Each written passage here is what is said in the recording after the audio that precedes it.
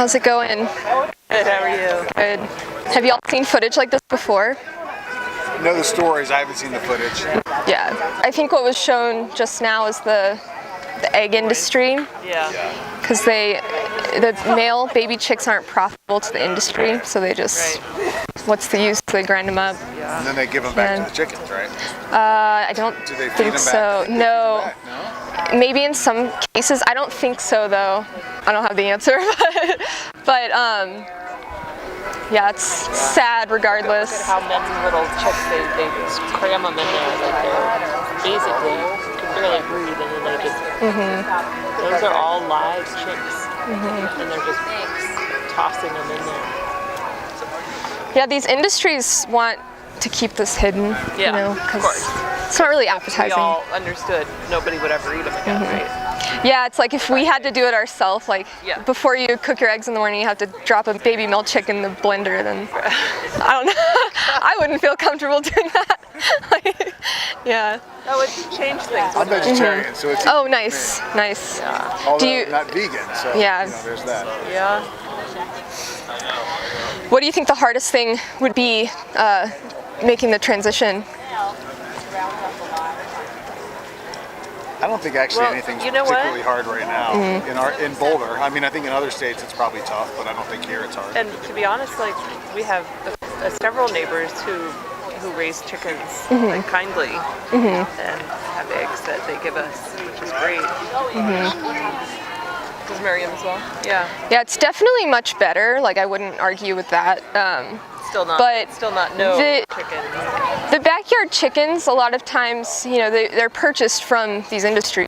And then there's an animal sanctuary in Colorado, I forget where exactly, called Love and Arms. It's really cool. If you guys are from here, you should check it out. Love and Arms. It's Luvin Arms. And they give tours, and you can see all these animals they're rescued from these situations. And what they said about the chickens that they have is that because they're bred to produce so many eggs, it's really taxing on their bodies. Like if you think about as a woman, like if you had to have your period constantly, it would be really painful. And so what they do for those chickens is they put birth control under their wing so it controls their cycle and they don't have to go through that.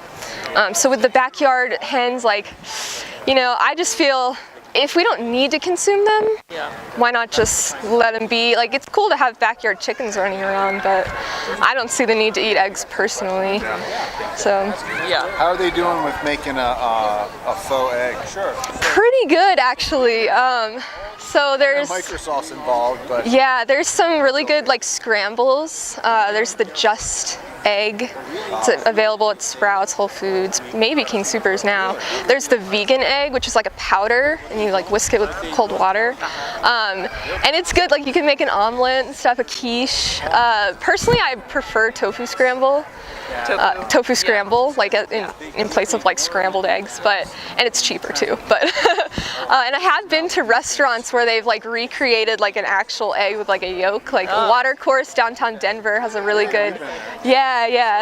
So food science has come a long way, right? Are you vegan? Or? Yeah, we all are, and we're advocating for just total abolition of animal exploitation. So not only in our diets, but not going to zoos, not buying leather, wool, stuff like that. It seems overwhelming when you're not educated on the subject, because I know for myself, I thought that I could never be a vegetarian, and then here I am 6 years later doing vegan activism. Can you explain to them the masks, what that's about? Yeah, so the group is called Anonymous for the Voiceless, and the concept, you're probably not familiar with Anonymous, the hackers that expose the truth behind industries that are hiding things from the public to profit, essentially. So we kind of are a group off of that. And so the masks are just to remain anonymous. And it's also an artistic, demonstration to draw people in to watch the footage. So, yeah. And it's hard to watch. It really is. I read Diet for a New America when I was 16. Oh, cool. I was so disgusted, and I didn't even see, I didn't even see the video. This is like what it described. Yeah. And then I was like, immediately, I was like, okay, vegetarian now. Awesome. Yeah. One of my favorite books is written by John Robbins. He wrote that book. It's called Healthy at 100. If you haven't read that, it's so good. Okay, I haven't read that. Yeah, it goes into it's like a case study of these different cultures around the world that have the highest number of centenarians, so people that live beyond 100 years old, and they're just healthy and like sharp and fit. What do they call that? Okinawa, yeah, the blue zones. And it looks into their lifestyle. Of course, it's not just diet. It's like other factors, exercise, relationships, stuff like that. Right. But as far as diet goes, they're eating 90% whole plant foods. They eat a lot of fish. That's- I would assume they eat a fair amount of fish. Some of them do, but it's 90% of their calories are coming from plants. So if they're eating fish, they're eating like fish 1 to 2 nights a week, if that. So it's, Much less. Yeah. In America, we're meat-based. Yeah. So from a health standpoint, like the scientific consensus is that a vegan diet is suitable. A well-planned vegan diet is suitable for everyone, but it's not necessary to be 100% vegan to be healthy. But from an ethics standpoint, it's like, if we can do it, and why contribute to something that we don't agree with in our hearts? It's not necessary. It's just it's damaging to the environment. Might as well, go all in. For sure. Yeah, I think. Pretty amazing, huh? Yeah.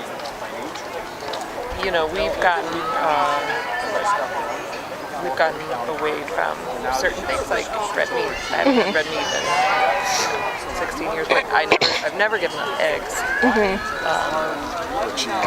Cheese, like those are probably more difficult. Well, cheese is actually physically addictive. Is it really? Because if you think of like breast milk, like you want evolutionarily, we want our babies coming back for more. So so casomorphines are in our milk, and it's actually more highly concentrated in cheese. So it's like it's basically like crack essentially. But it's an opiate morphine. Yeah. So that's why it's so tough for people to give up. But once you do, I don't have cheese cravings, and I can satisfy those flavor, texture cravings easily with like good vegan cheeses. Yeah. Of course, there's kind of not so tasty alternatives out there, but that's true for all food. Like, how many times have you had a meal that wasn't vegan that was just mediocre? So it's you got to know where to go. Have you all been to Native Foods? Sure. Yeah. That place is good. I love Native Foods. Yeah. I don't like their mac and cheese too much. It's not that great. I've had better. Chicken nuggets are really good, right? Yeah, they have a lot of great meat alternatives. Have you all ever heard of the term speciesism before? Speciesism? No. So it's what veganism is like based off of. Yeah. So like other forms of discrimination, racism, sexism, we're discriminating based on like an arbitrary trait, being skin color, whatever it is. And with speciesism, we're discriminating based on just species membership alone. So we view farmed animals as commodities, but then dogs and cats as pets. And it's like, if you look at a cow and a horse, or a pig and a dog, what's the difference? What justifies treating one in this way and then treating the other in that way? Yeah. Dogs are eaten in other countries. What is the show that's on right now? Is it The pigs. a particular name?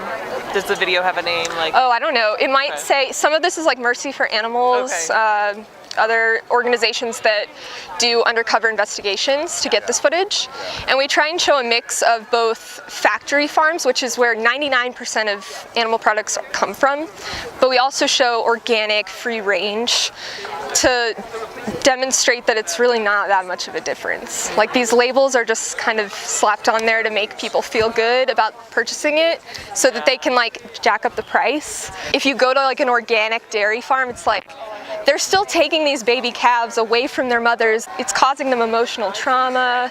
And organic chicken, same thing. Like, Yeah, kind of the same way. Actually, with cage-free, they're still in these very crowded warehouses, just like all over each other. And then they might have like access to the outdoors, so there's like a small door, and then there's a small little fenced-in area, and like this massive warehouse, and the chickens like can go outside, so they're able to put that label free range on the product. So it's like Still not humane. But even if we were to envision this like perfect, happy farm that we think these products come from, it's like, if they're treated well, you know, at the end of the day, they're sent to a slaughterhouse, and is there a humane way to slit their throat open when it's not necessary, you know, for our survival? It's like, regardless of whether they're treated nicely, we feel that it's kind of unjustifiable to take their life. Would you advocate for the substantial reduction in animal production at all? So They don't need to exist. Like all those chickens don't need to exist. right.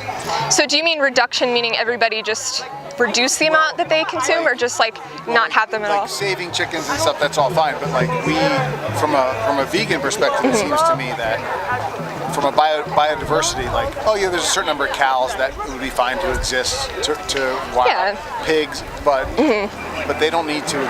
That many don't need to exist. And also, wild boars, which are are wild pigs, like they're problematic and they cause problems.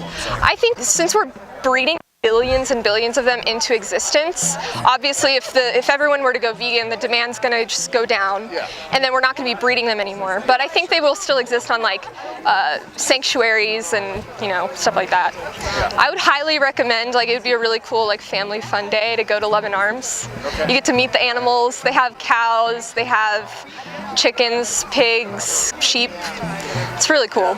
Yeah.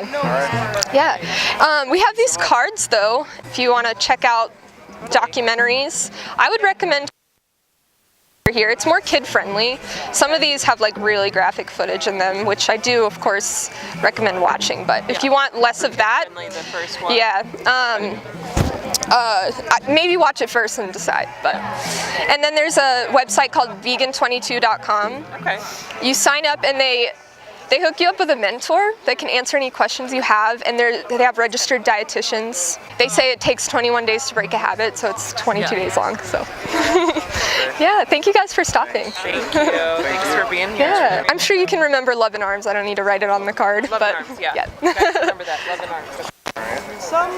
Thank you guys. Thank you. Have a good day. Thanks for doing it. Yo, how when me eat them, I wonder when me eat. When me tell them say me no eat no fish, no meat now. How when me eat them, I wonder when me yam. When me tell them say that I'm a vegan man. How when me eat them, I wonder when me eat. When me tell them say me no eat no fish, no meat now.